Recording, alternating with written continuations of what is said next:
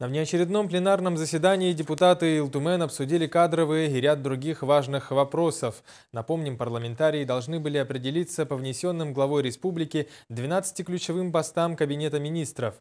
По итогам тайного голосования большинством голосов депутаты поддержали кандидатуры Павла Маринычева и Петра Алексеева на должности первых вице-премьеров правительства республики.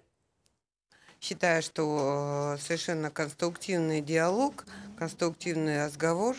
И думаю, что результаты будут положительные. Я надеюсь, совершенно в этом убеждена.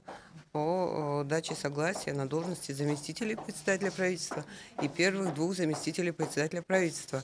Кандидатуры внесены Павла Алексеевича Маринычева и Петра Николаевича Алексеева.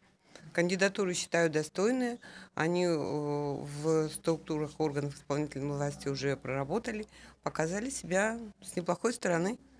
Думаю, что перспективные молодые люди. Кроме того, парламентарии утвердили кандидатуры Александра Соловьева, Алексея Дьячковского, Игоря Никифорова и Виктора Амукова на должности вице-премьеров Якутии.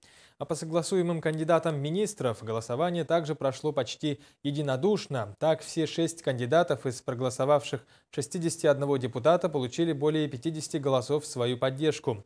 Таким образом, министром финансов стал вновь Валерий Жандоров, экономики Валерий Максимов, имущественных отношений Евгения Григорьева, охраны природы Сахамин Афанасьев, по федеративным отношениям и внешним связям Владимир Васильев и сельского хозяйства Александр Артемьев.